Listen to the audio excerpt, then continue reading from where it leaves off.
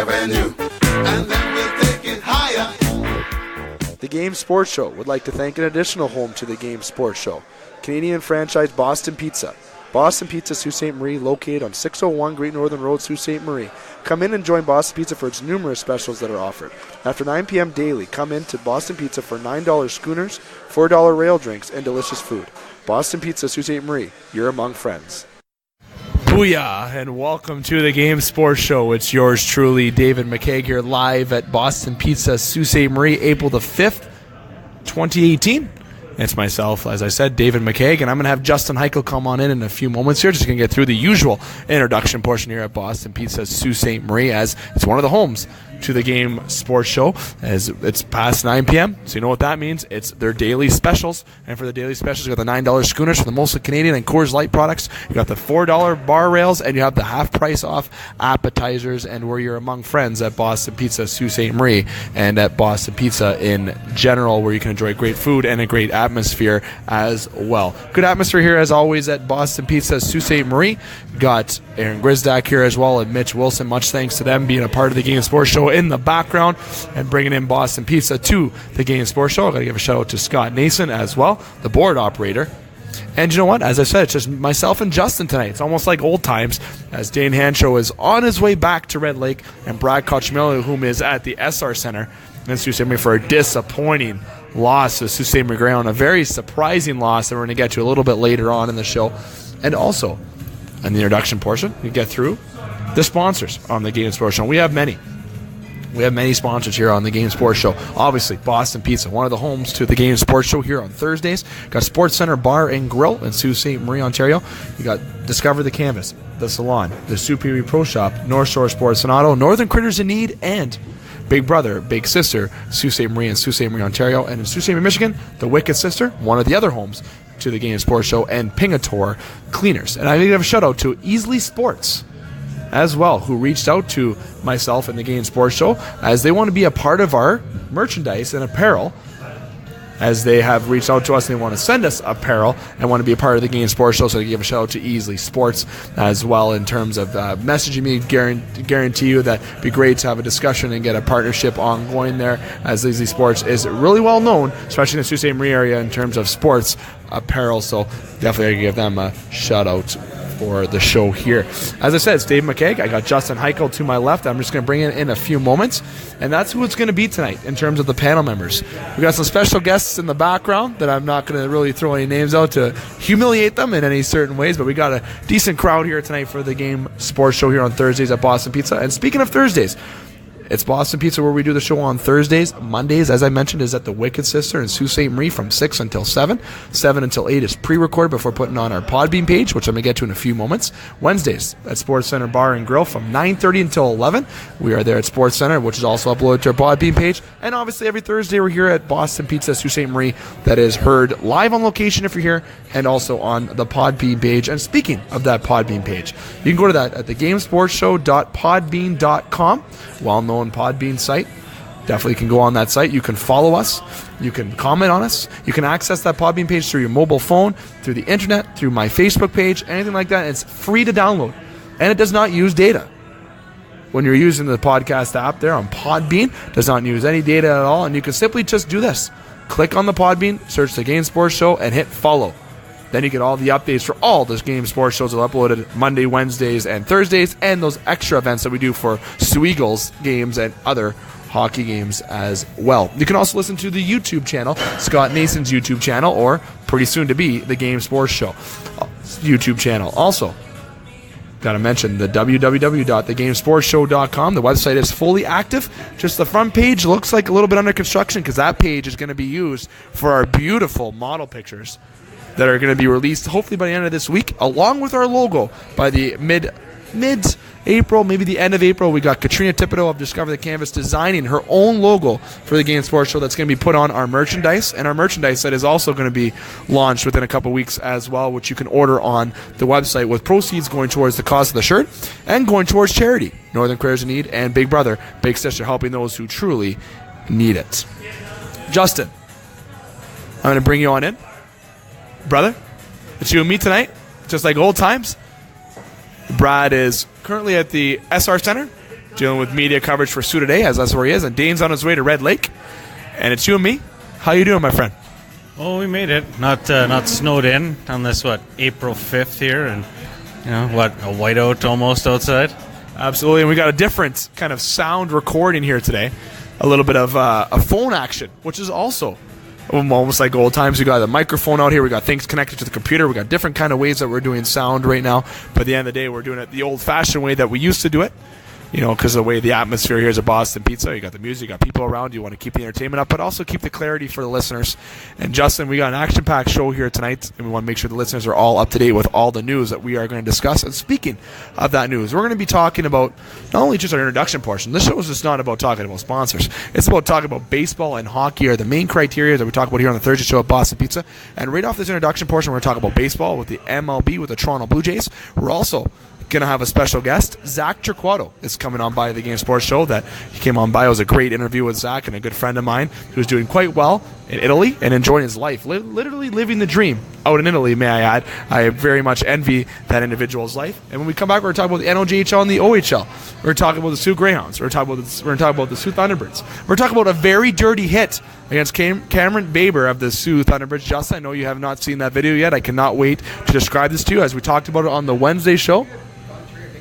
And at the end of the day, we're going to be talking about later on the show, on the last part of the show, the NHL, in particular, Don Cherry, that we're definitely going to be talking about on the show, as there's a lot of upset fans in terms of Don Cherry and his comments. And there's also a very interesting sign in the Soo from one of the local restaurants about Don Cherry as well that I'm going to get to. So, Justin, that's going to be what you and I discuss. So we got NOJHL, OHL, and the NHL. But we're going to jump off the introduction portion here with baseball. And before I jump into that, the trivia question is not in this part of the segment.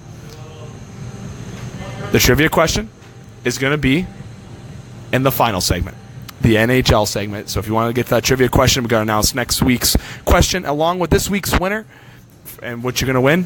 We'll let you know who that winner is and what they are going to win. But Justin, I know you, in terms of the baseball, it's been myself talking about the baseball. Mostly you're spearheading this. But I'm going to get your suggestion here first before I jump onto this. The Blue Jays are 4-3. Last time we talked, they were 0-2. They're 4-3 now. They had a 14-5 win. Smoke is one of the league leaders in RBI, having a hot start. Donaldson's arms getting a little bit better as we go. The pitching's been decently strong. Bullpen's still of question. Fans are still loyal. Maybe this team's not as meh as we thought. Maybe I was right in terms of maybe this is a wild card team. We're only 7 games in, 162 games in a season to go. You got almost 155 games left in the season to go here. So at the end of the day, are you convinced that this might be the way the season's going to go, or are they going to be a team that's 500, or have they shown off the hop that they can hit some runs? I mean, it's an awfully long season, and the Jays have a relatively good problem where they got some guys in the minors that are kind of nipping it, getting their way onto the big club roster. So you're going to motivate guys on the Jays roster to play up to their potential. So, it's a good problem to have, and I really do agree with your standpoint in saying they're probably going to be a wild card team. I mean, right now, it's anyone's season still. I mean, we're a week out of March, and anything can still happen.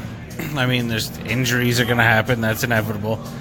But I do think this is a team that's going to play some competitive baseball this year. I think they're going to give the fans something to remain loyal. And at the end of the day, the Blue Jays are 4-3 to start the year. They had a tough loss because the White Sox. The other night, Donaldson almost hitting a home run in the 8th inning there, and he would have made the game up 2 runs. But with the Toronto Blue Jays right now, they have a team that has the potential to do well. They really do. They truly do. They have, I feel, a top 10 pitching rotation in baseball. And they've shown off the hop that when they play against the Yankees, though, they got to watch against somebody named Giancarlo Stanton and Aaron Judge, and Sanchez. That team is absolutely lethal. At the end of the day, the Blue Jays are a team that has come a long way. And this year they thought this was going to be a team that was going to hit full rebuild mode again. Let's rewind a little bit. This is a team that did not make the playoffs for almost 20-plus years. They won the World Series in 92-93 back-to-back years, and ever since then they didn't make the playoffs. They had players come through that range: Delgado, Holiday, Wells, Clemens, Bautista. They spent years with the Blue Jays before making anywhere. Who was currently a free agent, not anywhere. You have Edwin Encarnacion, who spent years with the Jays before he even got a playoff run after a couple back-to-back playoff runs. Donaldson, we traded Brett Laurie for Donaldson. Everyone thought that was a foolish trade. Obviously not. One of the best third basemen, if not the best in baseball.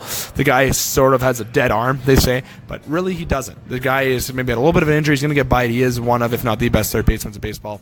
You got Manny Machado. You got a lot of guys that are up there in terms of being third basemen, but the Jays have a team that is actually well put together, Pat. They can have the ability to play small ball, and I like the addition of Curtis Granderson in that lineup. I really think that he's going to provide a lot of spark for that team, but the big thing that really stands out to me is if the pitching staff can maintain a healthy season. Sanchez and Stroman they have a lethal rotation. Jaime Garcia had a great start against the White Sox. I feel like he's an individual that can really be that underlying factor who was a former Cardinal. He won over 10-plus games. He's a guy who could be that guy who what Hap did a couple years back, winning 20 games. They have that same ability. So Jaime Garcia is going to be a guy who's dependent on that last bit of the rotation. Hap, who's had a couple mess starts in his starts, I believe, in terms of the Yankees and with the White Sox getting a lot of Ks, but I feel like he's still finding his stride in terms of getting the curveball and getting things down. Stroman and Sanchez. Sanchez is still coming back. He played his first game the other night in terms of he only played under a handful, if not more than a handful of games last year. Stroman's ready. I feel Stroman's game ready. He was electrifying. So this rotation has the ability to allow only 3 less runs as long as that lineup can get more than 3 runs a game, which has the ability to with Donaldson, with Granderson, with Morales. When Tulowitzki comes back, there's not 100 RBIs there, but there's still capabilities for 75 RBIs or so. So you got a team that's defensive. Donaldson, Tulowitzki, Smoke is the best defensive first baseman in baseball, if not one of the best, alongside Chris Davis on the Orioles. Granderson, great outfielder. This team has the ability to be an all-around team and play that small ball to win. And that's why I feel this is a wild card potential team. But maybe down the road, maybe next week, we're going to be sitting here saying that they're 4-11. And maybe, or they're 4-9, whatever the set record would be, and things are going to change. I understand this is baseball. It's a weird game. Things are going to alter. Things are going to change. And at the end of the day, when we have the Toronto Blue Jays being at where they're at, you can have a record of anything in terms of being maybe they're going to be 10-3, maybe they're going to be 4-11, maybe they're going to have stuff that happens throughout the season. But I feel this is a team that can maintain consistency and really move up the stage as the year goes on and really battle for that wild card spot. Them beating the Red Sox or Yankees, I can't state that that's a certainty. I wish it was. I'm being confident because you never know what can happen in the world of baseball in general. But good job to the Blue Jays and Kevin Pillar. I got to give him a shout out to his offensive output. Has been fantastic thus far. So far this year, he's done well defensively. I feel that this guy's going to have a big year where he might have a chance to hit 20 home runs. I'm going to say that flat out right now. I think Pillar might hit 20 home runs this season right now. And I feel Stroman getting that 76 rating in MLB The Show has given him a little bit of a push because he is the Blue Jays' #1 guy, in my opinion. And they start a series against the Texas Rangers. That's tomorrow night, 8:05, first pitch at Arlington in Texas. And the Blue Jays look to build on a year that hopefully leads more towards the win column and they can build momentum going forward. Well, myself, Justin, we're going to take a quick break here. We're going to enjoy some Molson products and some food. When we come back, Zac Torquato is going to be coming on to the show, a little interview with Zac Torquato, so make sure you do not want to miss that. Then obviously after that, we're going to NOJHL Greyhound Talk, followed by NHL Talk. So you don't want to go anywhere. We're going to take a message from our sponsors. We'll be back here at Boston Pizza, Sault Ste. Marie. The Game Sports Show would like to thank an additional home to the Game Sports Show, Canadian franchise Boston Pizza. Boston Pizza, Sault Ste. Marie, located on 601 Great Northern Road, Sault Ste. Marie. Come in and join Boston Pizza for its numerous specials that are offered. After 9 p.m. daily, come in to Boston Pizza for $9 schooners, $4 rail drinks, and delicious food. Boston Pizza, Sault Ste. Marie, you're among friends. The Game Sports Show would like to thank a list of additional sponsors. North Shore Sports and Auto, new location located on 647 McDonald Avenue, Sault Ste. Marie. A family-owned and operated business with doing business in Sault Ste. Marie for over 10 years. Loads of products available for your enjoyment for all seasons. North Shore Sports and Auto, we understand the importance of quality service and products, and we work hard to ensure that all customers have a positive experience before and after each and every sale. North Shore Sports and Auto, meeting all of your new and pre-owned equipment needs. Special thanks to Salon. The Salon, located on 589 2nd Line East, Sault Ste. Marie, Ontario. Owned and operated by Mike Cuglietta. Book your appointment today at 705-941-9191 or via online at https://thesalonsoo.as.me-. The Salon, making the Soo beautiful, one haircut at a time. As well as a shout out to the Soo Pee-wee Pro Shop. The Soo Pee-wee Pro Shop, located inside the Community First Credit Union Soo Pee-wee Arena on 285 Northern Avenue East, Sault Ste. Marie, Ontario. Owned and operated by Jeremy Paquin and ran by Larry Monroe. Soo Pee-wee Pro Shop, for over 40 years, meet all of your skate sharpening, skate repair, and hockey needs. Also to Discover the Canvas. Discover the Canvas, located on 317 Wellington Street West, Sault Ste. Marie, Ontario. a beautiful new renovated building owned and operated by expert artist and Sioux native Katrina Thibodeau. Katrina taking her talents of the ink in Sault Ste. Marie and truly creating the best and most realistic art locally. Call Katrina today at 705-450-8099 or email her at discoverthecanvas@gmail.com to book your tattoo or consultation today. Hi, this is Paul Maurice from the Winnipeg Jets, and you're listening to the Game Sports Show.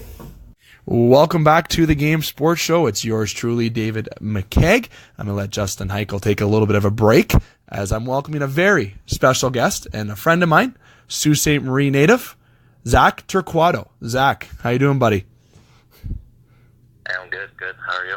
I'm doing good, Zac. You know, and no one around here has Torque, so I might slip and call you Torque a few times through the interview. So just so the listeners know, Torque means Zac Torquato. But, you know, Zac, you know, I've been trying to get you on for the last little bit. You know, we played a little bit of, as you can say, texting tag, and, you know, we finally got connected. And what I understand right now, you're currently in Toronto?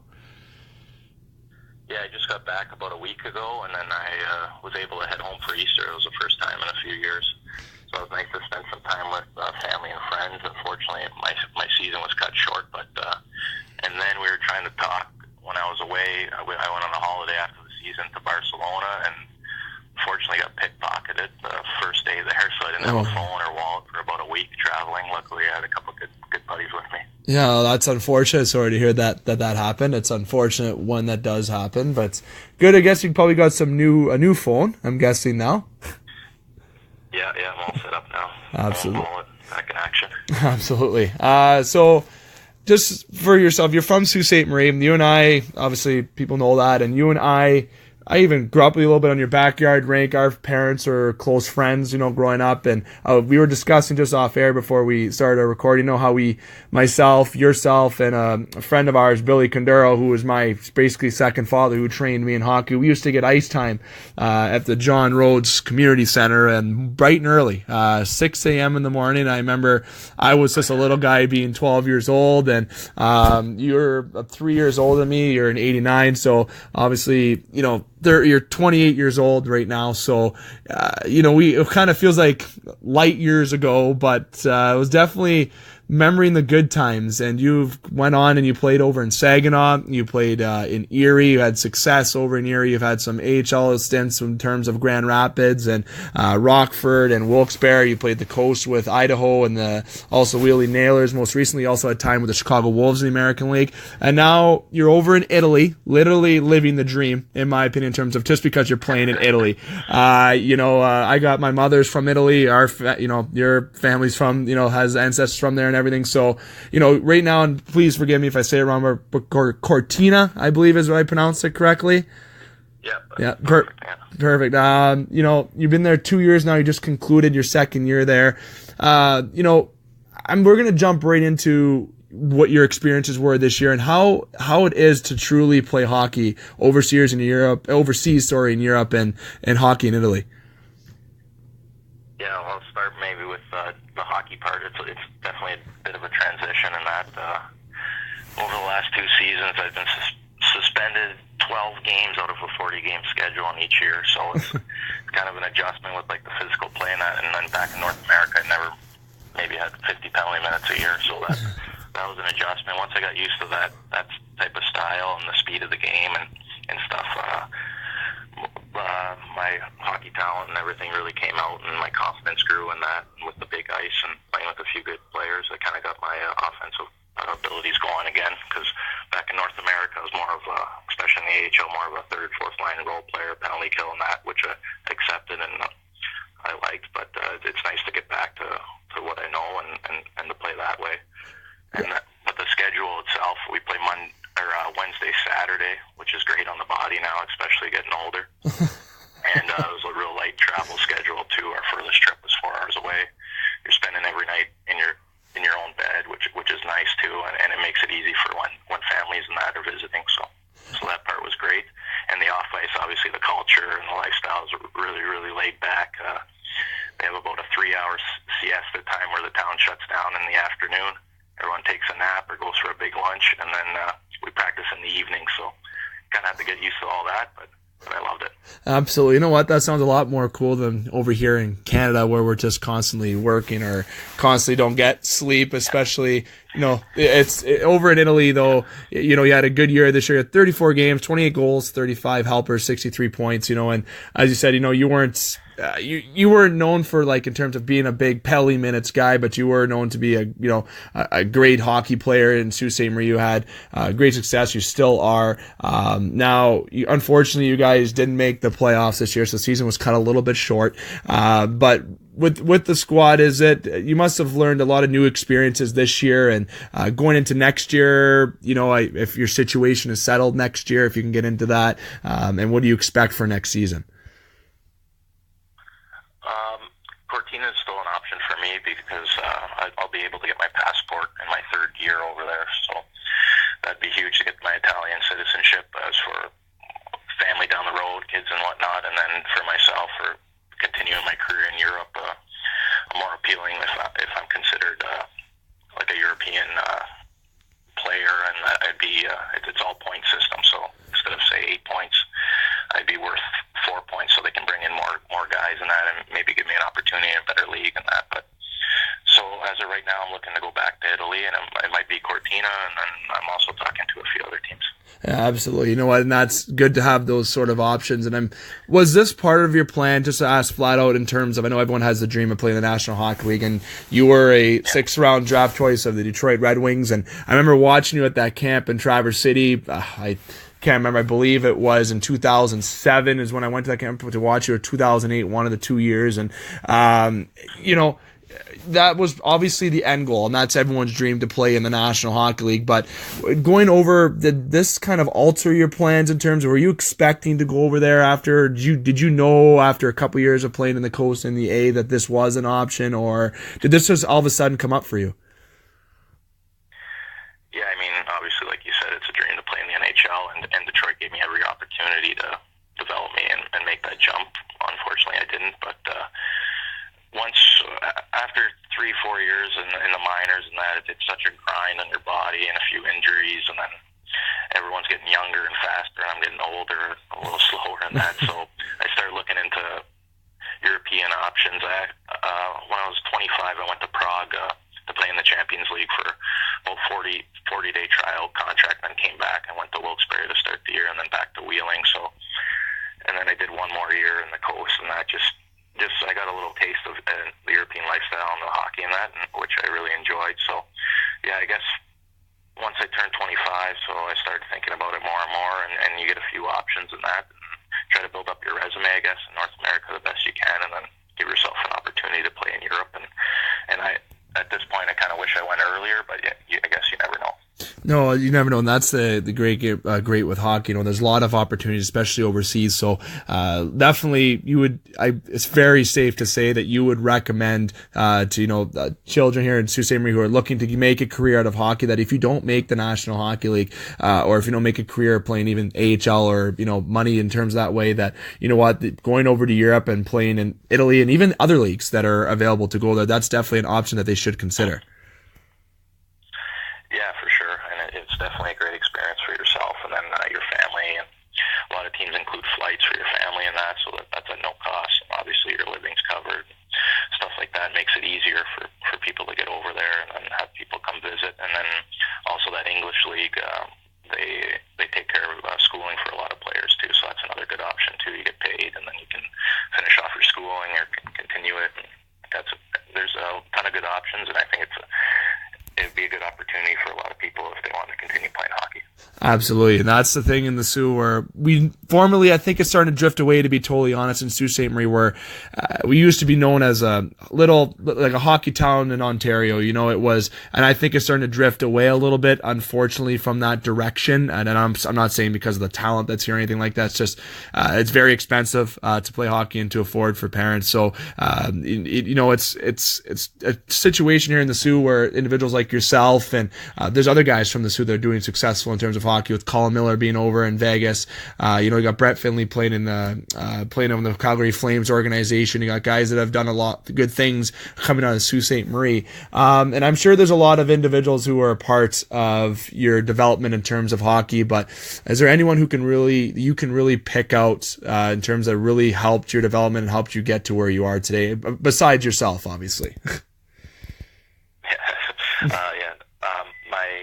My dad, for sure, when I was younger, we were always on the ice, like you said, in the backyard rink and that, and then bringing me and stuff to the rink. So definitely when I was younger, and then once I got to 14, 15, I was able to skate a lot in the summer with guys that came home that played pro, and there's about 15, 20 guys, and our skates were amazing. So the summer definitely helped me with those guys, and just seeing guys like Reeks and D'Agostini, and now Daly's still skating with us, and he comes back to the Sioux and skates there. So that's good to see, and it's nice when we get younger guys out there and they're working.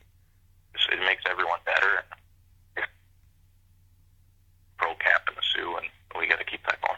Absolutely. You know what?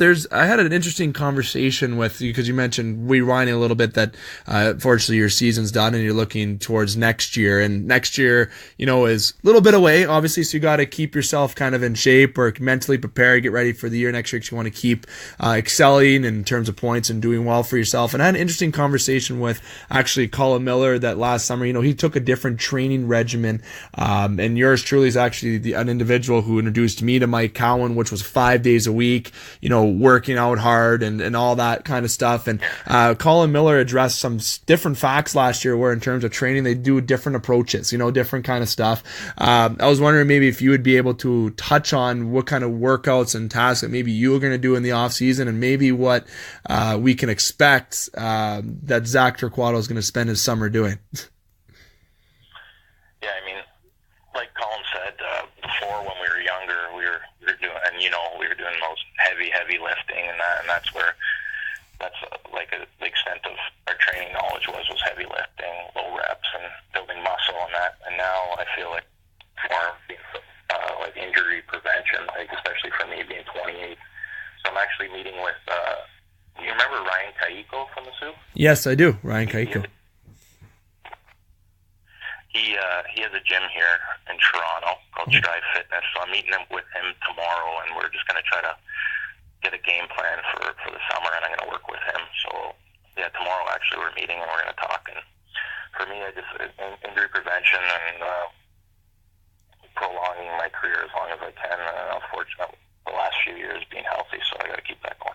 Absolutely. You know, in European hockey, like you mentioned at the top here of the segment, that it is different than North American hockey, you know, in terms of, and correct me if I'm wrong, obviously, from what I understand, but in terms of speed, you know, it's the physicality side of the game is a little less fair to say, potentially. I'm not saying that it's not there, but it's so when it comes to working out, I'm sure you factor that into your workouts, like you said, injury prevention, but it's definitely not the same. Hockey has definitely changed, even over here in North America, even though when I think of European and North American hockey, it is two different things, but you still have to, you know, keep in shape, but it's so much has changed with that. And you touched on that with the heavy lifting change, more of that injury prevention, like we already said. You got the cardio, I think, is more, you know, inflicted into workouts and more, like you say, plyometrics. Like too much running and like pounding pavement on my knees, like my legs and that, but it'll be more like biking and quick like bursts of speed and like maybe some track work and stuff like that. It's not gonna be doing too much distance running myself. I have a bike here, so I'll be biking a lot and biking in the gym, stuff like that. Absolutely. Now, is skating still a big part of the off season, or is that less? Like from what I recall, that used to be a thing that was a lot where you had to skate too in the summer, but now it doesn't seem like that's as stressed up on. No, not as much. I remember before we used to do 2-3 weeks, maybe even a month, Monday to Friday on the ice, 2 hours a day.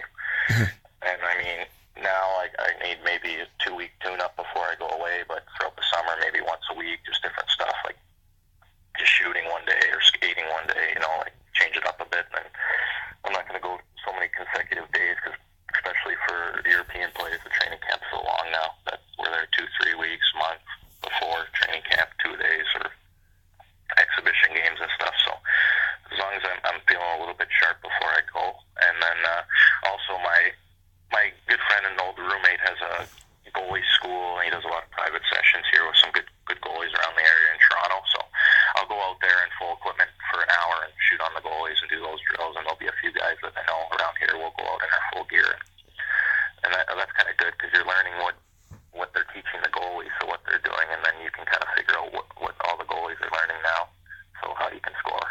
Yeah, too, so that's been good.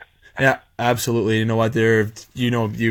When I grow up, I'll even say, the other buddies, that's awesome. But I remember growing up, I used to idolize you as a kid. Say, my dad used to always point out, you got to be like Zac Torquato. You got to go to the oval to skate. You got to keep skating, and you're always a hard worker. So hard work has definitely paid off.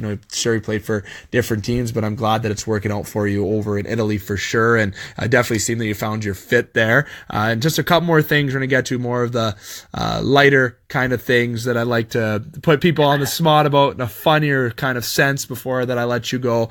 Any experiences? I like to ask this one to many of our special guests that comes on. Experiences either in the O or either in the A or the Coast or over in the Italy League. Is there any kind of funny stories that you can share, or any kind of learning experiences that maybe you'd like to share to the audience? Well, every year, especially in pro, anytime you do a rookie party, that's always fun. Like, you usually do it on a road city, so all the guys everyone can be, like, they don't have to go home. Like, we're all going back to the hotel and that, no one's with their families, and no one's really worrying too much about us. We're all together, and usually do a private dinner, and then the rookies dress up in different costumes and whatnot, and then do a couple skits making fun of some of the vets, and then you go out for the night, and those are always a blast. And actually, last year, because Halloween's one of my favorite holidays, and it's big with a team in North America. But last year, our first year in Europe, we had a 4-day break. So we hopped on a plane and went to Prague with the 3 other North American guys. So there's 4 of us there, and we dressed up for Halloween. We went out and that, and we're the only 4 people in Prague dressed up for Halloween. But, we owned our costumes and partied all night. It was fun. What costume did you have on? We went as wrestlers. So we were just we were at our Airbnb, and we're like, we got to get some costumes, and we looked around the place, and we started cutting a couple different things around there, and we made up 4 different costumes, and we made it work. That's hilarious. I like that. I gotta agree. I like doing the Halloween. That's definitely my favorite, even more than Christmas. I like being around the family and all that stuff, but Halloween is the most fun that you can have, especially when it comes to hockey. And besides playing hockey, Torque, what is a hobby of yours that you would enjoy to do? Like, if you weren't playing hockey and it's summer, or if it's winter, what kind of hobby would you be into?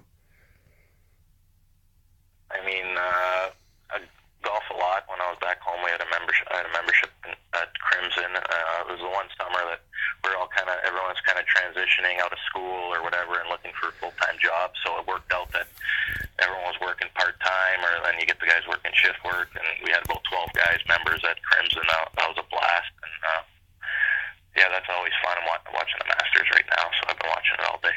I see. I had 2 more funny questions, and that was one of my questions I was going to ask you. It's funny, if you had a prediction, who you think is going to win the Masters? I took, you see Silver Creek had the thing there with the free round or whatever. Henderson tweeted about it. So yeah, they did. Rose for that. Yeah, they did have that. Who'd you pick? Yeah, Justin Rose. Justin Rose. Yeah, I kind of took a bold prediction and went with I took Bubba Watson. I don't know why. I think I've always been, when I was following golf as much as I could being younger, was, watch Weir, right? When he won the green jacket when you're younger and you see that's cool. See a Canadian win that. But Tiger Woods was always a favorite, and that was an obvious favorite for a guy who didn't follow it as much as maybe the next guy. But now that I kind of like being in the world of sports and following it, I've always liked Bubba Watson because of his unorthodox style, because it kind of reminds me of how I golf, and I can tell you right now, Torque, I am not the best golfer whatsoever by any means, but I'm definitely out there for the fun, and also the Molson Canadians or the Coors Lights or the pints that are out there. But at the end of the day, it's I had to go with Bubba Watson, but I think that was quite the bold prediction. But no, the last funny I guess you could call it the funny or the personal questions, but in terms of music, and I think I know this answer because we drove a lot together in terms of going over to Cowan and all that stuff. I know what music you put on in my dad's truck at the time, but what type of music does Zac Torquato listen to? Well, growing up, it's always Yeah. But I actually liked it. I still listen to it in the gym. I don't know, it's just kind of a calming, relaxing thing. I don't need to get too amped up in there, but I like the Artels now. I'm listening to them a lot. Always, like, the last few years, it's been the Lumineers. Oh, good music.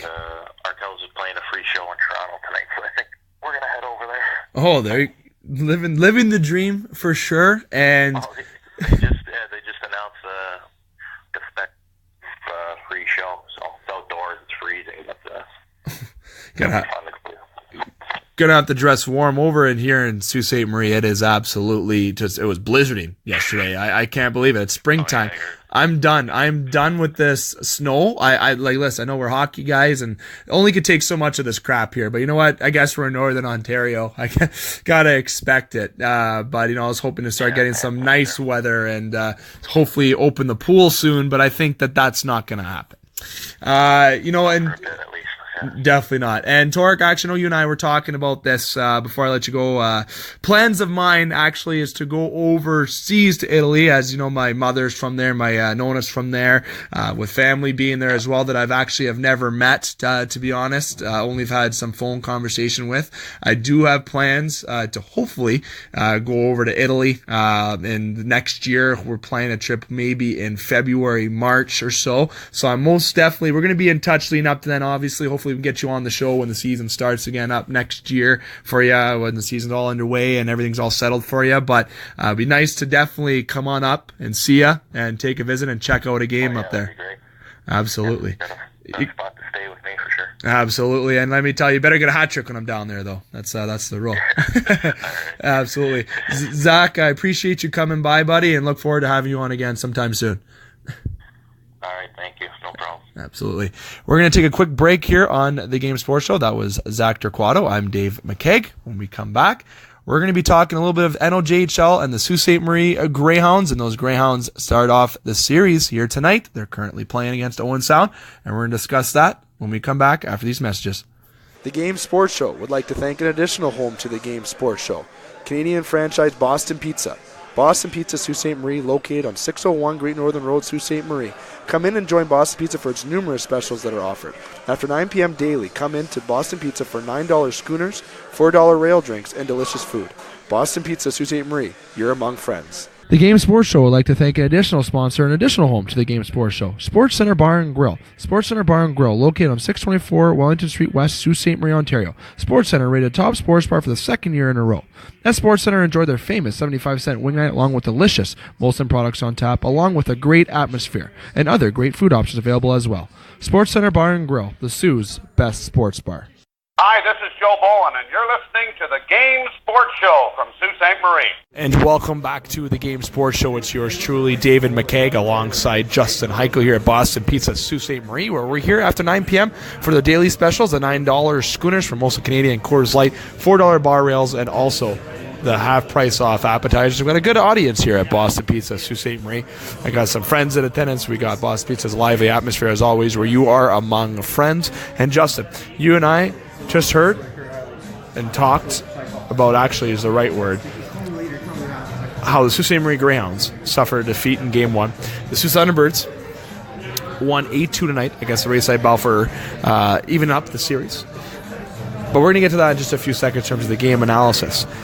We just heard a great interview from Zac Torquato, a local talent that went very early in the Saginaw OHL draft, the Saginaw Spirit, and has played his career in terms of playing and getting drafted by the Wings in the 6th round, played in the AHL, went to the East Coast. He played over a lot of teams in the AHL, actually, in the East Coast before he went over to Italy, where he's having great success as well and where he's loving his life. So I got to give congrats out to Zach for his journey in hockey and how well he is doing, and also a friend of mine and a friend of the show and a listener, and glad that he has came on by. And it's good to see the local talent, right, Justin, do well, as we've had a lot of local talent come out of Sault Ste. Marie, and there's Zach, who's had a lot of expectations coming out of Sault Ste. Marie, and he's still living those expectations playing hockey overseas.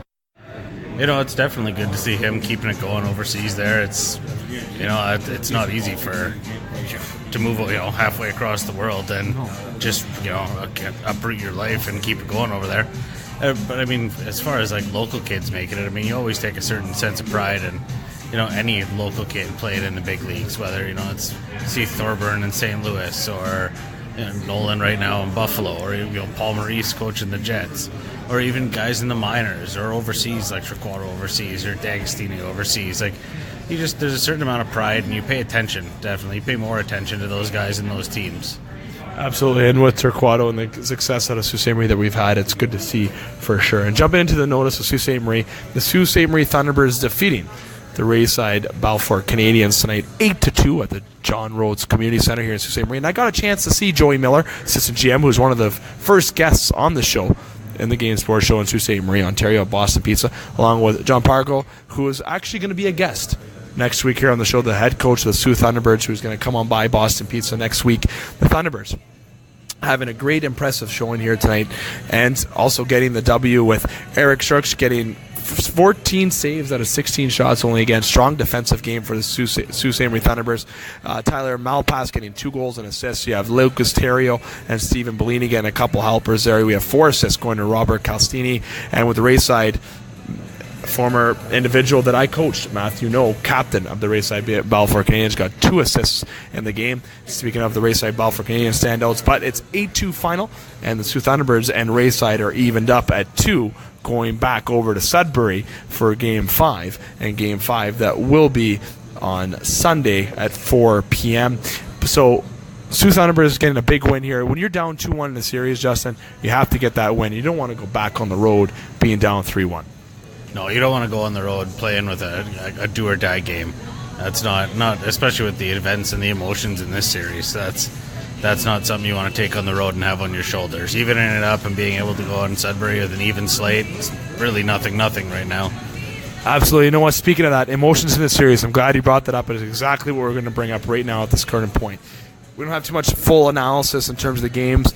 Brad has sent us some comments in terms of how well the Thunderbirds have played as he's doing research with Thunderbird game and being at the Hound game. So thanks to Brad Cochimilio, part of the analyst here, on the Game Sports Show, and part of Soo Today, being a part of the Soo media in general, getting all of us the download that we need to know here on the Game Sports Show.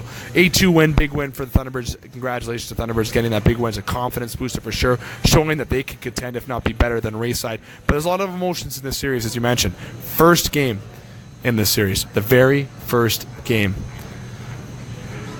Cameron Baber from the Sault Thunderbirds. If you guys didn't see this video, we talked about this on the Monday show of the Game Sports Show. We talked about this on Wednesday on yesterday's version of Sports Center Bar and Grill. We do not have a video present to show Justin, so Justin's going to really trust what I'm saying right now, more or less. And hopefully we can get a video that I tried to get a full video today to have on my files. I had Joey Miller show me last night at Sports Center Bar and Grill as he was there with the head coach of the Thunderbirds having a post-game discussion about how the game was yesterday, talking about the previous plans for tonight's game. And when he showed me that video and I watched it again, I was disgusted. So Justin, I'm going to give it back to you in full detail here, seeing it again. Off the opening draw of Game 1 in Sudbury, White from the Rayside Balfour Canadians. Off the draw, Cameron Baber had the puck in his skates. It was moved over to one of his defenders. The puck was put away. White took 3+ strides and went straight for Cameron Baber's head. It looked like a shoulder push, but he was a taller guy, being higher than 6 feet. Cameron being 5'11", shorter guy, taking an elbow to a shoulder/elbow to the head on a malicious hit. White is out for 10+ games. Definitely probably going to be suspended for the entire playoffs. Baber suffered a 3rd-degree concussion out of the play. He already had a concussion earlier this year. He might not play hockey again next season or at all, in terms of how serious this injury is. We hope that's not the case. I've heard different rumors. Hopefully he is back next year. But the puck was in the vicinity, then moved. It's 2 strides in the game of hockey, 2 strides to finish a check. He had his, if you look at the video, White had the intent to look at him and go hit him anyways, no matter if the puck was there or not, but you can't factor that into a decision. So it was a very malicious hit, very dirty hit, and the Thunderbird players didn't react, which is another situation in terms of what we're going to discuss right now. And I'm not shooting down the Thunderbird players. I have respect for all of them. Heck, I know one of them very well, and I know the coach staff and the general manager very well in general. So at the end of the day, maybe they didn't see it. I don't know how you don't see it off the opening draw. Very malicious hit. Is 10 games enough for a guy who might not play until next year or ever again, potentially, in the NOJHL? It didn't seem like a malicious hit when you first watch it, but it is after you continuously watch it where the puck was. And also, what would you have done in that situation as a player?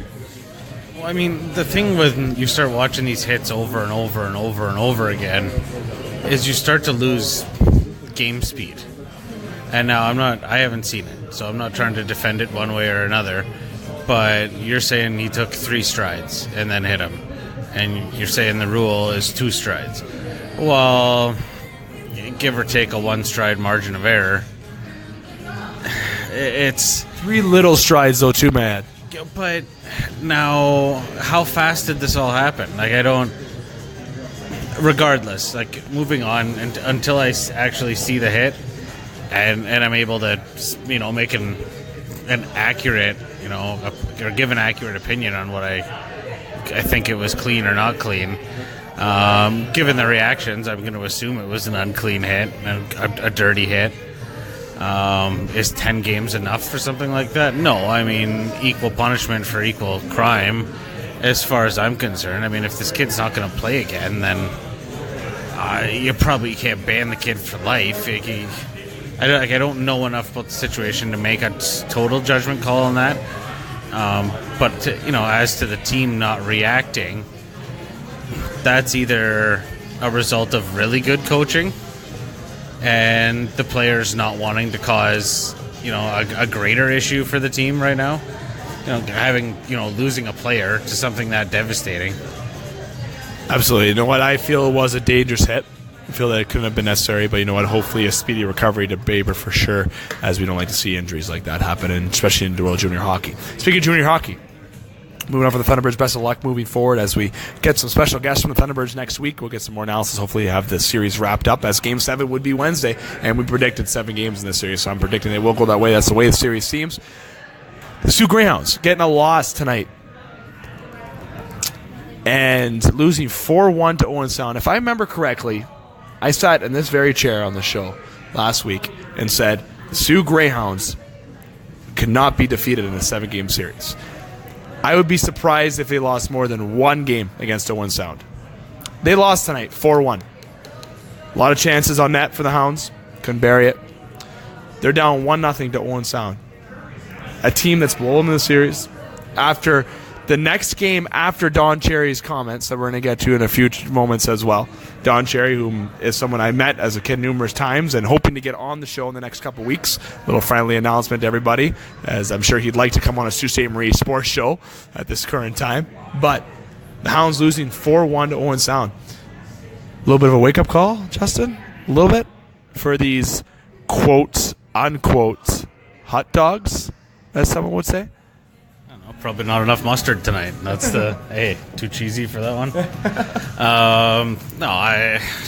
A wake-up call maybe. I just, when did they play their last game? A week ago? So, yeah, they've been out of playoff hockey for a week now. And, I mean, 2 weeks ago we were complaining that they weren't resting players going into the playoffs. Well, now they had a week off and we lost the game. That's... And now it's whole panic uproar. That's just a classic. It's not. I mean, we came in here and you yelled panic.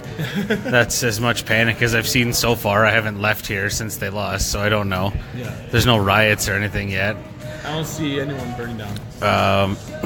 But if anything, it's just a wake-up call. This is like the classic, sports storyline where they just need a little shake-up, or they're going to lose 1 or 2, get pushed up against the wall, and fight their way out of the corner. This is going to be, we discussed this too, this is going to be their toughest series. Even more than Sarnia's series, or Kitchener. Owen Sound will give the Hounds the best push other than Sarnia and Kitchener.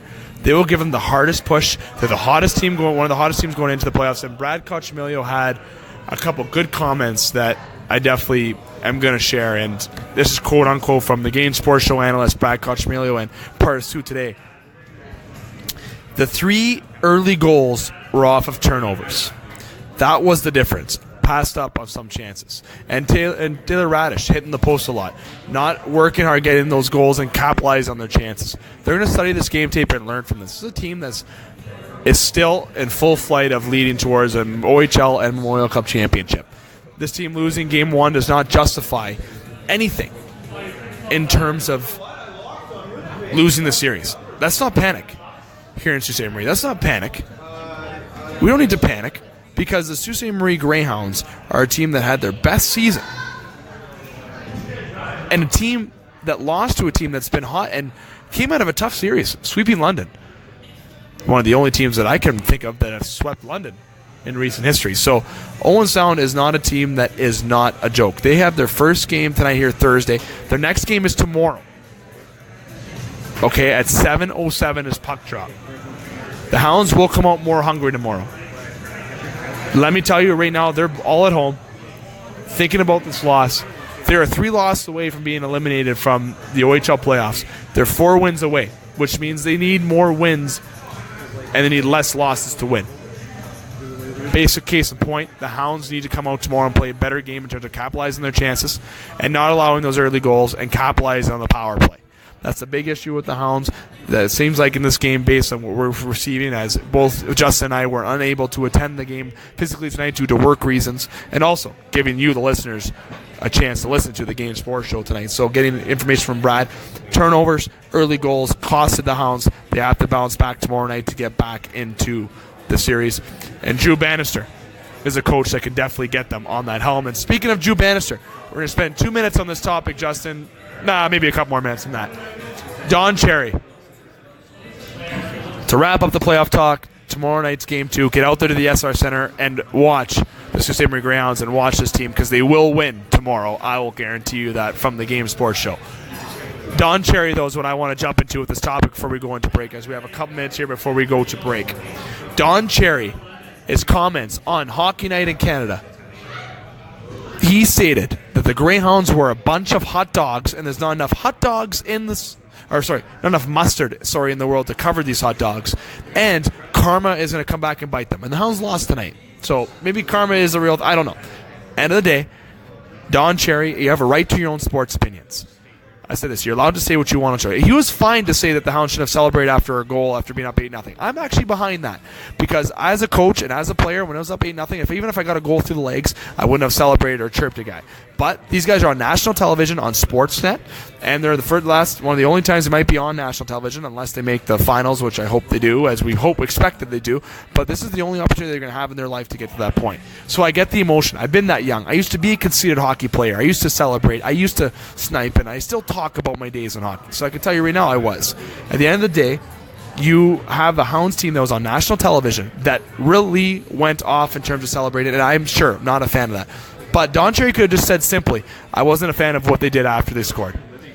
Kept it simple. But we all know Don Cherry, being older, being around the Hockey Night in Canada gig for years, who has been known to state his opinion, went overboard with his comments. Unnecessary comments that shouldn't have been said. And Burger Don had a nice sign down the road that said it's half price off hot dogs. Feed that Don Cherry. There's an exact sign on Instagram, on Burger Don's Instagram page, in terms of saying that they got half price off hot dogs and we are hot dogs, or something down the road there, down the road at Burger Don.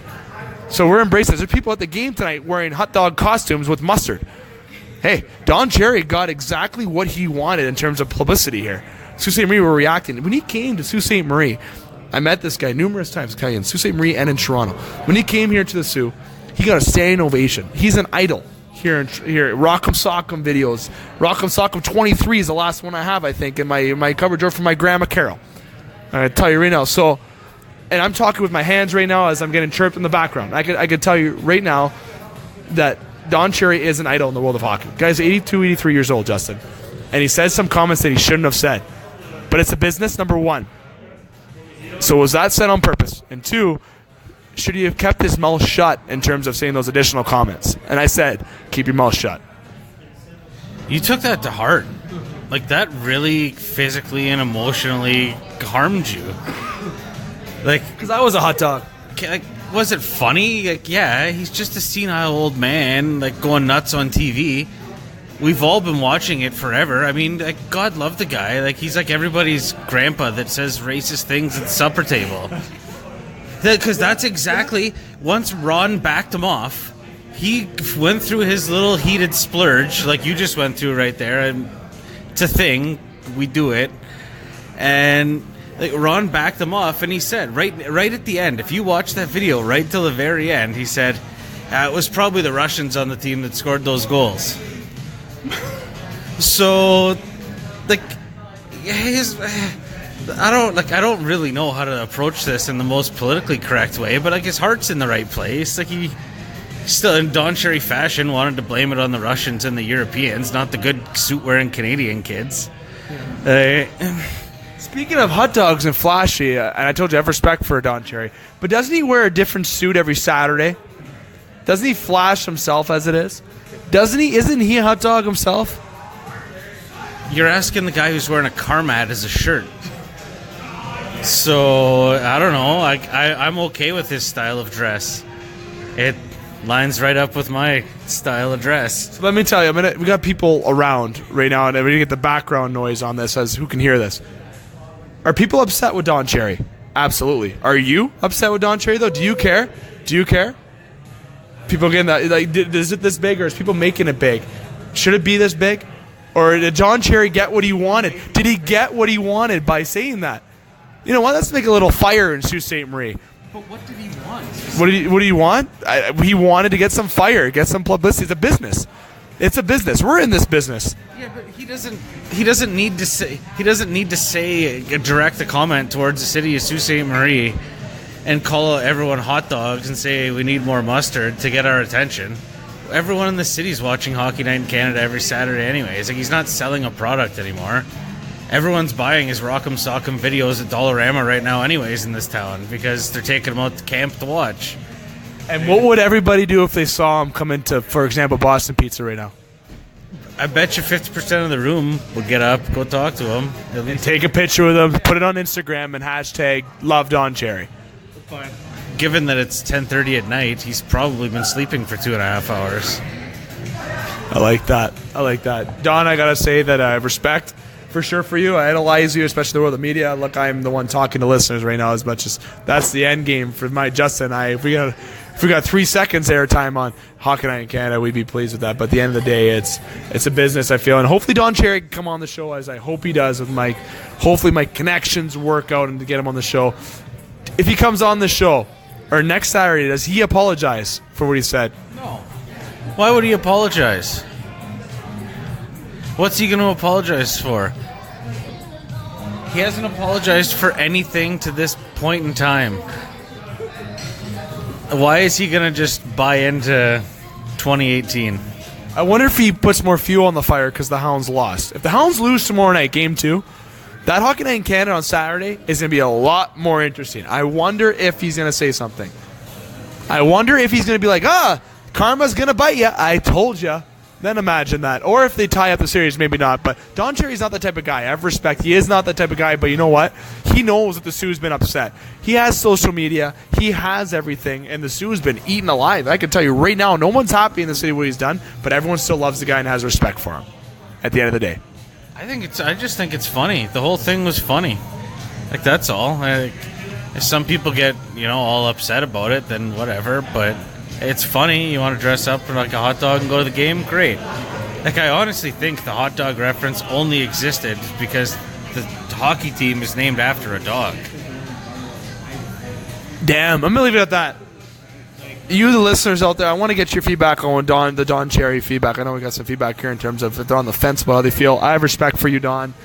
And what you said, I wish you would have thought before you said that. But at the end of the day, look, you created some fire here in the studio. You created some media. Hey, you're helping me right now talk on my radio show and get some good comments and feedback in terms of what people feel about Don Cherry's comments. And the Hounds getting a loss tonight. Game 2 tomorrow at SR Center. Game 2, Friday, April 6th at 7:07 is puck drop. Dave McCaig here and Justin Hykel going to take a quick break. When we come back, it's NHL talk. It's trivia question time. We're going to enjoy some food and some drinks. Don't go anywhere. We're back here on The Game Sports Show. The Game Sports Show would like to thank an additional home to The Game Sports Show, Canadian franchise Boston Pizza. Boston Pizza, Sault Ste. Marie, located on 601 Great Northern Road, Sault Ste. Marie. Come in and join Boston Pizza for its numerous specials that are offered. After 9 p.m. daily, come in to Boston Pizza for $9 schooners, $4 rail drinks, and delicious food.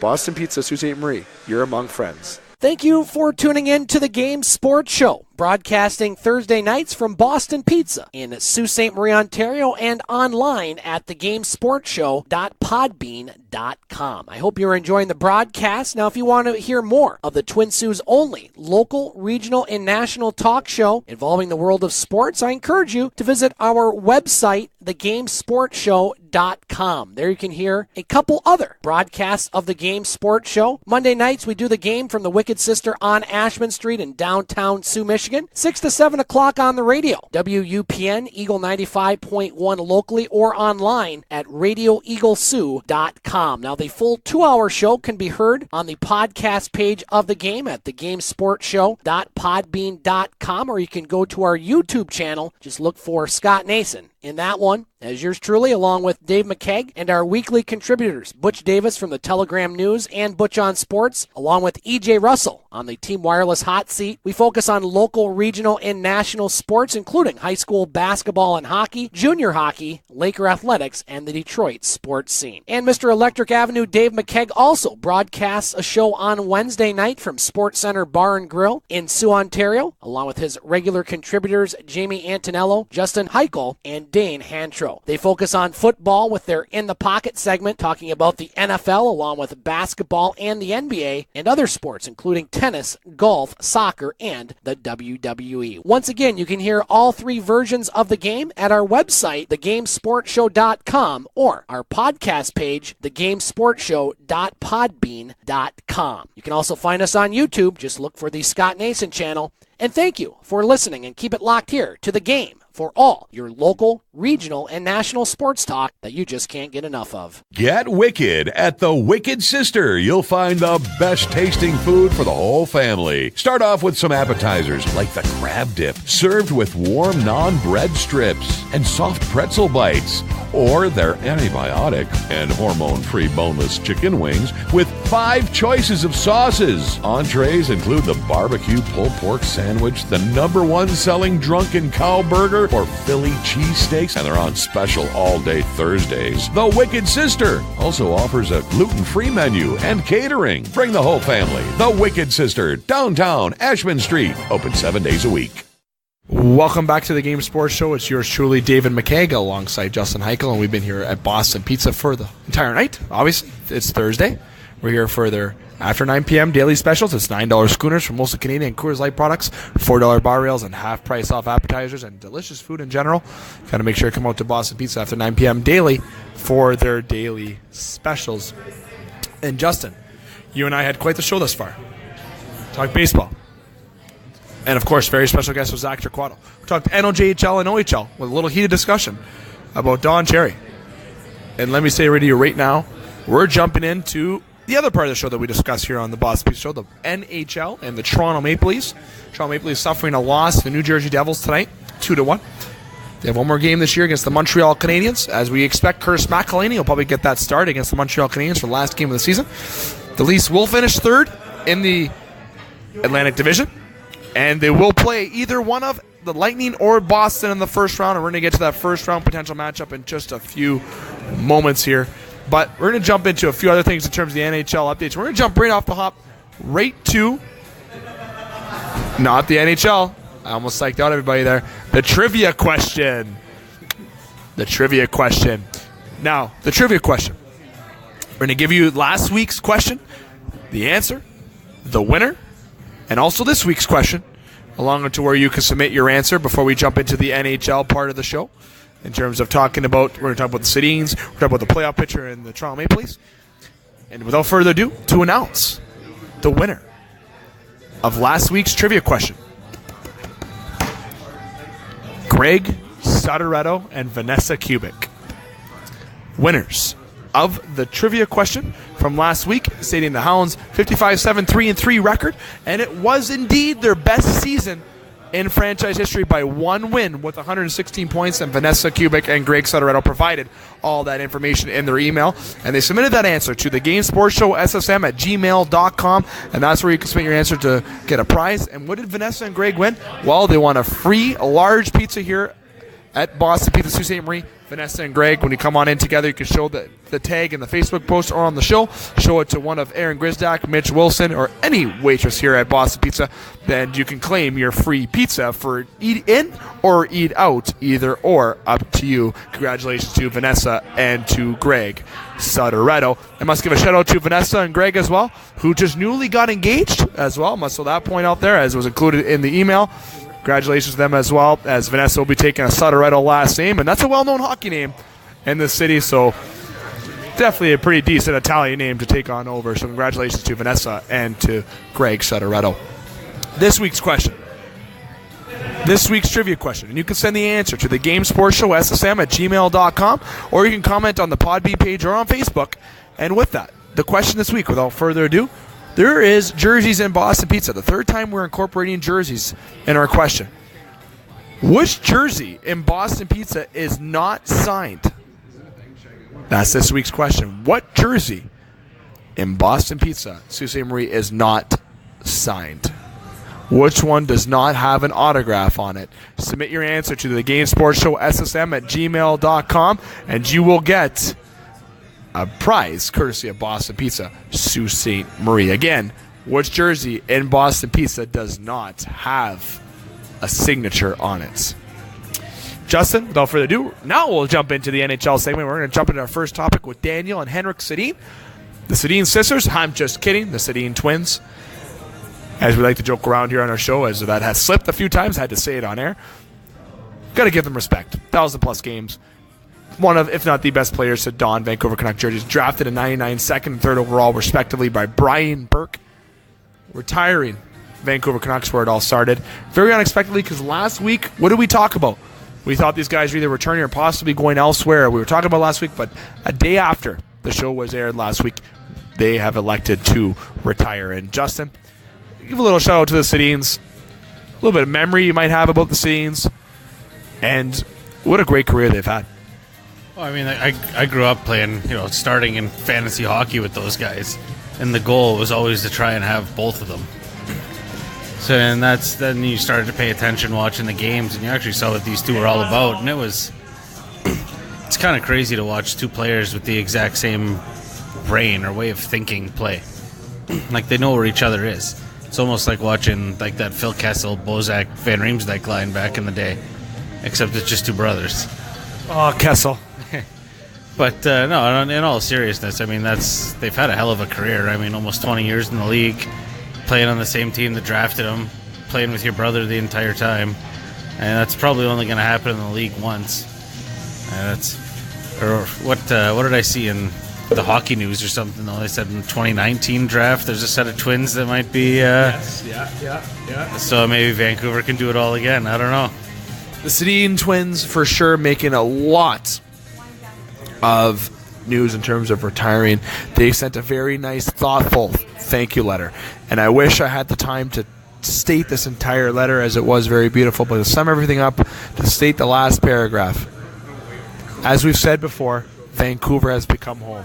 This is our family's home. We plan to be part of this community long after we retire. Vancouver has given us so much, and we've tried to give everything we have in return. That won't change. In the meantime, we still got some games to play, and we still have some work to do. Tonight, the Vancouver Canucks are playing in their very last home game against the Arizona Coyotes. And let me tell you right now, the Vancouver Canucks are losing 2 franchise players. But they have some good franchise players on the way up. And let me tell you, the Sedins did not make an entrance out of this or a dramatic exit. They said it. They're done this year. They're not doing a tour next year, nothing. They are done after this year. And I'd be very surprised if they were not a part of Vancouver organization like Trevor Linden was after they retire. A very special game for a very special night for the Sedin twins. You think they play in the Worlds? You know what? That is a very good question. And I'm going to go with no. As the Hounds are down 1-0 at this current time at the end of the first period to the Arizona Coyotes. I'm going to predict right now that the Henrik and Daniel Sedin are done after game number 82 this year, and they're not playing in the Worlds. What say you? I don't know. I think they might give it one last go just because the Olympics wasn't a thing this year. Very very good prediction. Listeners, send us what you think if the Sedins are going to play in the World Championships this year. Vancouver is obviously not a playoff team this year, but they are definitely retiring two of the great twins to ever play the game. One of the only handful to ever play the game as well. Playoff format. We're going to jump into that. That's our next topic. Playoff format, bro. It is playoff time.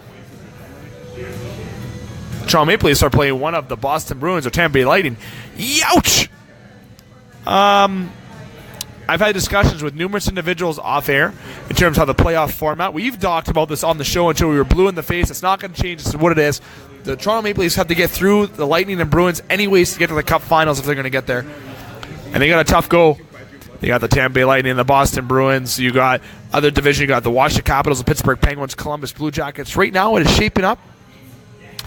And it's pretty much essentially guaranteed, depending on what happens last game of the year. Pittsburgh will play Columbus. The Washington Capitals will play the New Jersey Devils, as the Philadelphia Flyers will play one of Tampa and Boston, followed by Toronto playing one of Boston and Tampa. And as a Toronto fan, I'm going to say this right now, nice and bold and confident. I don't care who Toronto plays because they're winning that first round. Whoever they play, they're winning that first round. I'm confident they're getting past the first round. The second round is going to be a battle. And who I think they're playing, if I give a bold prediction, Toronto is going to be playing. No one believes me when I say this, but it's going to be Toronto-Boston. I am going to be a firm believer that Toronto is going to be playing Boston in that first round. We're going to beat that curse that haunts us to Game 7 being up 4-1 with 8 minutes left. I still see Nathan Horton scoring that goal. I still see Zdeno Chara sniping that in from the point. Me crying on my knees, kicking a chair and breaking a glass table at my house. I can tell you right now, Toronto, Boston, whatever series comes out in that first round, that will be the first series and the most exciting series of the playoffs. Another come from the West. You're going to have the Nashville Predators, who just clinched their first ever Central Division, from what I've discovered. Trophy. And the President's Trophy. They will be playing one of the Los Angeles Kings or the Colorado Avalanche or St. Louis Blues, whatever, because Colorado and St. Louis have a last game at the end of the year. The last game of the year, 82nd game, is Colorado and St. Louis. But there's a game in between there. Colorado's next game is against San Jose, and St. Louis' next game is against the Chicago Blackhawks in a home-and-home after losing 4-3 last night to the Chicago Blackhawks. And I can tell you right now, game number 82, if it goes down to 82 for that final wild card spot, that is exciting. But out of that West, you have the Nashville Predators potentially playing one of Colorado or the Los Angeles Kings. It's probably going to be the Colorado Avalanche, as the Nashville Predators will play. In the other division, you have the Golden Knights. They're going to be playing the Los Angeles Kings. And then you're going to have the Sharks playing the Ducks, with the Jets playing the Wilds. There's your playoff picture. The Jets, I'm loving the Jets this playoffs. The Jets are going to make it to the Final Four. I say they're a cup contender, but I like how Nashville is. But here's the unfortunate thing. Guess who Winnipeg has to play in that second round when Nashville defeats one of Colorado, St. Louis in that first round? Or it won't be LA, but we can say LA for sake because it hasn't fully went down the format as of yet. That's the playoff picture. I've stated to you the playoff picture. Pick some series, talk about them, Justin. I'm giving you the floor for a few minutes with that. Well, I mean, if Nashville played Colorado, it'd be a hell of a series, I think. Like, I don't really think that's as, easily you can walk through it 4 games, see you later as you're chalking it up to be. I don't think St. Louis is going to be all that great in the playoffs this year. They haven't been all that great all season. They have spurts of greatness followed by spurts of real badness. Like, they're just, sometimes they jive really well, and other times the lineup just isn't doing it. And it just seems to be when they have Thorburn in the lineup, like they have the last, 9 games that they've won, they win games. When you don't have a heart and soul in the lineup, you're scrambled. Guys, they don't seem to know what they're doing. So, I don't know. It's tough, though, with this format, where you got all the best teams kind of playing each other the first round. Like Toronto, Boston, or Toronto, Tampa. Like, you're going to have 2 top teams, one of them's not going to make it. That's not like preemptive bitching or anything. That's just, I wholeheartedly agree with you. Whoever Toronto plays in the first round, they're going to beat. I'd prefer it be Boston over Tampa. I'd like to play Stammer down the road. I'd like to finish off the Bruins so the Bruins fans shut up and I like that. You know what series that really sticks out to me, and this is pretty obvious? Pittsburgh-Columbus. This ain't the first time these two teams have played. And I'm obviously interested in Vegas playing the Los Angeles Kings, because the Kings are a team that, don't forget, were an 8th seed and defeated the Vancouver Canucks how many years ago now, I believe? 2011, I believe, was the year. I think the Kings have had good luck in the 8th seed. They have, and they're either finishing that 8th or that 7th seed, if you want to go with that. And Vegas is a team that's been meh the last few weeks. But the series that really stands out to me is Dubinsky and Crosby matchup once again in that Metropolitan Division round. Not too many guys can shut down Sidney Crosby. One guy that's been able to stick to him is Brendan Dubinsky, but they haven't been able to shut down number 71. And there's another individual, number 81, on the Pittsburgh Penguins, who is an absolute scoring threat. And Derek Bouchard's a pretty damn good third-line center, and that third line reminds me of Jordan Staal, Matt Cook, and Tyler Kennedy. Tyler Kennedy, who we hope to have on the show very near future, has been planning that. This Columbus-Pittsburgh series has me very interested. Also, Toronto's first-round series, wherever they play, has got me extremely interested as well. I think that's going to be the best series. But the Winnipeg Jets Wild, do not count out that series. That series is going to be a grinder for the Jets. It's going to be hard-working for the Jets. The Jets not to come on top would be a very extreme surprise. But this first round might be one of the best first rounds that we've seen in a few years. Last year we saw Washington play Toronto. That was the best series of the entire playoffs, in my opinion. Coming from a Toronto fan, I understand that seems a little bit biased, but the way that series was played, extremely exciting. It had you at the edge of your seat the entire time. And Toronto has a better spot this year, but they're against Tampa and Boston. If I look correctly, let me explain this to the listeners. Boston and Tampa, 110 points. That's first in the whole Eastern Conference. Florida beat Boston tonight, too, eh? And Florida did. Divi Plus. That keeps them in it for another day. And Florida, just those pesky Panthers, not the pesky Senators, pesky Panthers. And I got to say, with this playoff format, that's the picture right now. Next week, guess what? We will have our playoff format. We're going to start the 11th. Tomorrow's the 6th. So what, next Thursday? Next Thursday will be April the 12th. Next Wednesday.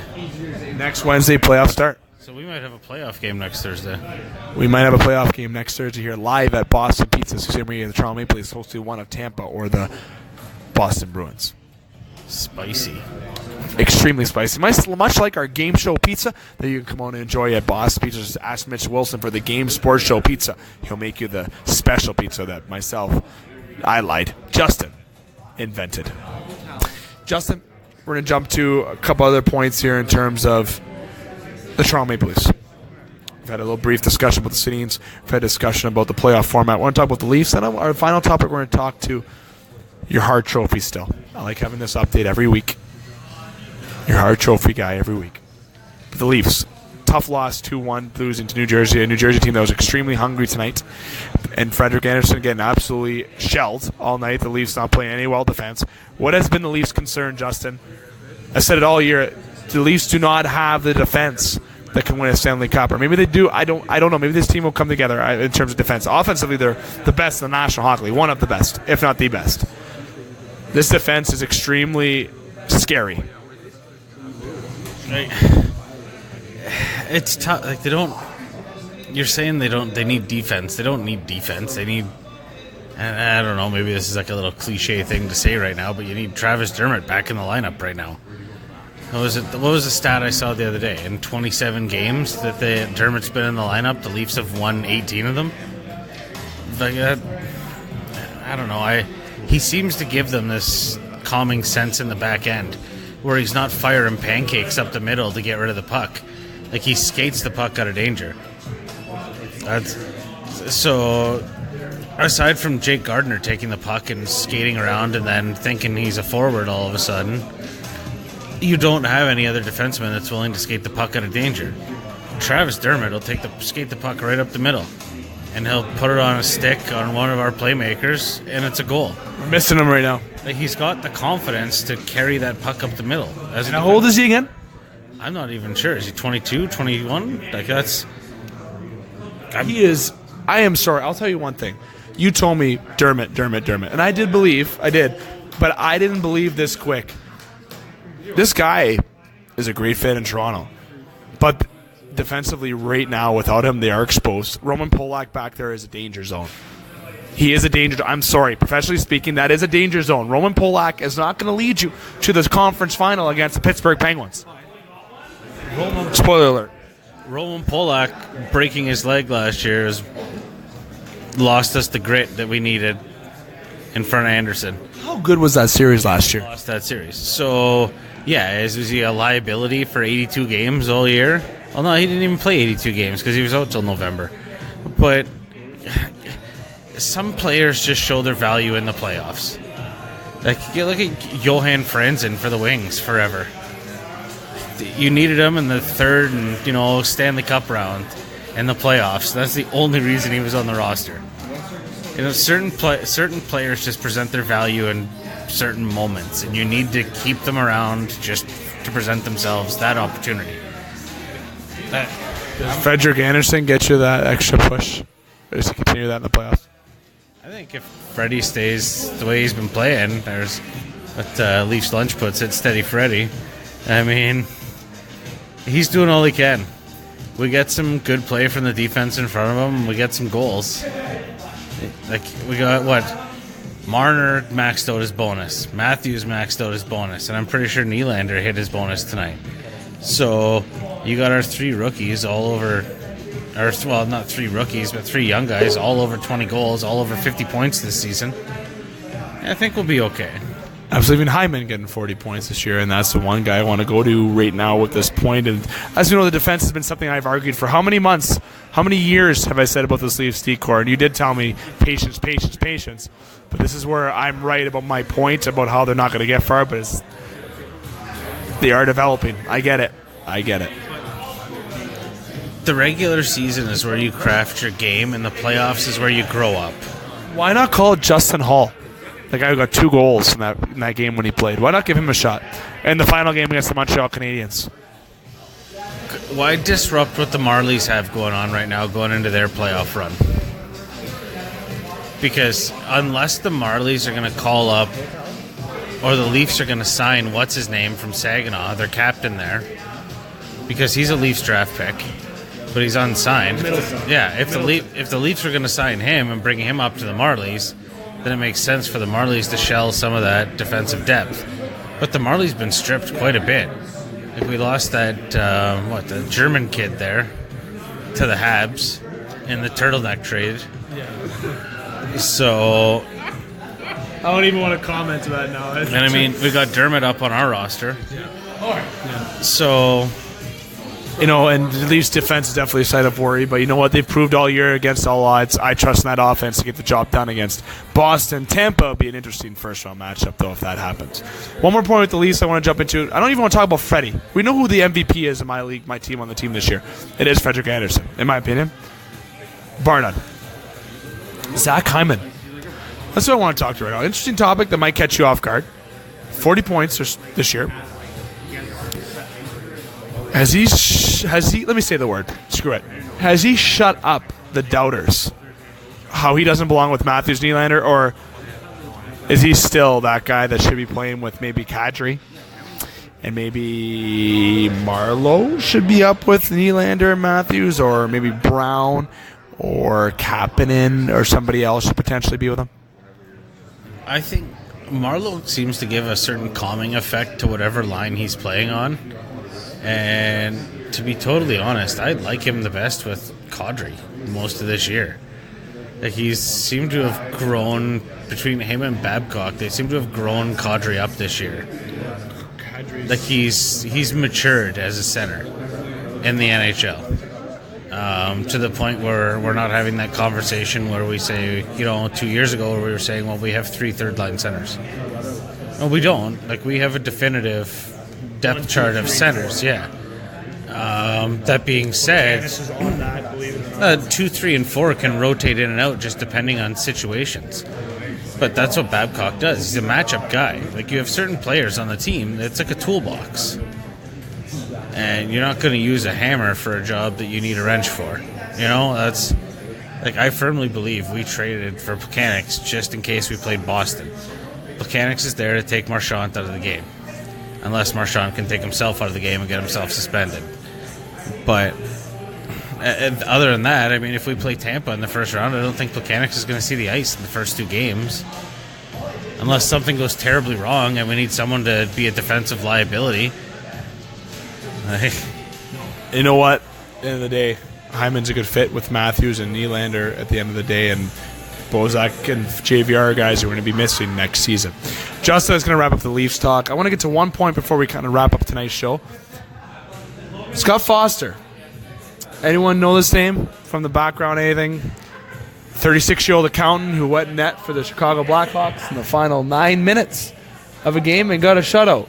As we get another Don Cherry comment in the background, which I love in the background. Let me tell you, this guy was an accountant in the press box.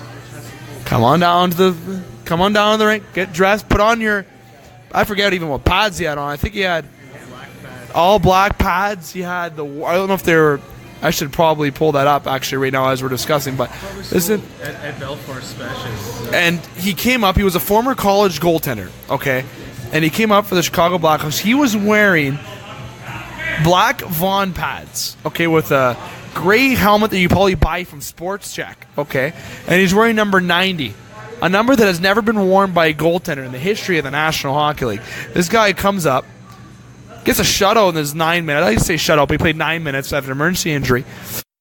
And he actually did, Justin, a very good job coming in and shutting the door. And now he's a little sensation overnight, and he gets the team belt at the end of the game. And those are the kind of reasons why you love sports. You know, you watch sports, you know, maybe I still have a dream yet. Maybe I'll be showing up at the Air Canada Center, and who's a hockey player, and I might have to raise my hand. Maybe me and Austin Matthews create the best dynamic duo in the history of the National Hockey League. I don't know. Maybe my uncle has a chance to be a goaltender for the Toronto Maple Leafs after all. Maybe some buddies of mine maybe actually get a chance. Jokes aside, this guy came in and did a very good job. That's why we love sports, these kind of stories. Well, I mean, it's funny. The post-game interview where he said at 36 years old, he's just hitting his stride. Or Coach Quinville there laughing at him as he hit the ice. It's funny. You like to see stuff like that. And a team where Chicago's having a real bum year, to have something like that at the end of the year happen, it makes it kind of funny, or it lightens up the room a little bit at least. Want to know something funny as well? If you know this, you know where he's from? Sarnia, Ontario. Guy's a Canadian. As I got his stats up and correct here, may I add, Petrolia Jets in the WJBHL. I'm sorry, I've never heard of such leagues. It's the Western Junior B Hockey League. And they played Western Michigan University, CCHA, where he spent 3 years and where he played a total of 54 games. And he played 1 game for the Hawks, 14 minutes, and he had 7 saves and 100% save percentage. And congratulations to Scott Foster, living the dream of everybody's 36 years old, getting the call in net and defeating one of the best teams in the National Hockey League as well. I don't think I could stop one shot in the NHL, so I mean, good on him for stopping 7. I know there's a friend of mine that definitely can't stop a puck in men's league. I can tell you in men's league right now that I had somebody who was a friend of mine go in net, he couldn't stop a beach ball. But it's like me at second base playing baseball. Can't stop a ball anyways. Congratulations to Scott Foster, though. Jokes aside, that is awesome to say. I want to touch on that because last week I didn't get the chance, and I got some scrutiny in terms of that not talking about, so I'd be damned if I didn't talk about it this week. Justin, you and I have talked Sedins, we've talked playoff format, we've talked the Leafs. The last topic I literally want to discuss here before we go is a question. Who is your Hart Trophy winner right now? So we talk about this every week. Weekly update, newsflash. Who is your Hart Trophy winner? Right now, Taylor Hall. Taylor Hall. Mine is Nathan McKinnon. Give that guy the Hart Trophy. Listeners, tell me what you think. Nathan McKinnon for sure. Justin, that is it for tonight's show. Quick and dirty, as we call it. We talked a lot. We talked baseball. We talked NOJHL, OHL with the Hounds of Don Cherry. We had Zac Torquato come on by. We had NHL with the Leafs chat. And a little fun question about the Hart Trophy. And we do not have our multiple choice segment. It's just you and I. Next week, we'll be back here again at Boston Pizza Thursday at 9 p.m. Be myself, yourself, and Brad Kochmila will be here, along with hopefully special guests of the Thunderbirds, Joey Miller and John Parco as well, the head coach of the Sault Thunderbirds. And we plan to hopefully have Tyler Kennedy on next week as well. So a good amount of guests coming on next week. Monday, 6 to 7 live on radio for the Wicked Sisters, 7 to 8 live. Wednesday, Sports Center Bar and Grill, 9:30 to 11 for myself Dustin, Jamie, and Justin will be there. But again, Thursday next week at 9:30 here at Boston Pizza. Back here doing it all again for you. A reminder, trivia question this week. Which jersey in Boston Pizza is not signed? Send the answer to the Game Sports Show, SSM@gmail.com. And congratulations to Vanessa Kubik and Greg Sotoretto for getting the answer on last week's trivia, sending that on the email. You got a free pizza courtesy of Boston Pizza, Sault Ste. Marie. Go to the www.thegamesportshow.com for terms of merchandise that's going to be launched, our model pictures that are going to be launched. Love the model pictures reference. We also have all previous shows you can catch up to on the Game Sports Show. And make sure to follow us on the Podbean page, thegamesportshow.podbean.com, or the YouTube channel, Scott Nason's YouTube channel. Shout out to our sponsors, Boston Pizza, Sports Center Bar and Grill, The Wicked Sister, Pingator Cleaners, Discover the Canvas, North Shore Sports and Auto, The Salon, and the Superior Pro Shop, along with Northern Queers in Need, and Big Brother, Big Sister, Sault Ste. Marie, and a shout out to Esley Sports Apparel as well. Give us a follow on Twitter. Give us a follow on Instagram, The Game Sports Show, myself or Justin, or on Facebook. And Justin, thanks for coming on by. Got to give a shout out to Scott Nason, Mitch Wilson, and Aaron Grisdak as well. The great Grisdak. I said Grisdak. He's giving me trouble in the background pronouncing it wrong all the time. I like the hat, though. And we got the Don Cherry references coming on in still as well. Justin, thanks for coming on by, pal. Next week? Always next week. I want to thank the audience that we had here tonight. The first official audience in front of sitting at the table with us. We have the audience in the background, but we had an official audience sitting in front of us, staring at us the entire time. The official staring audience in front of us here. And hey, time for the catchphrase at the end. Keep your stick on the ice, swing that bat, catch that touchdown, drain that three, and shoot your shots. To all out there, have a good night. You've been listening to the Game Sports Show.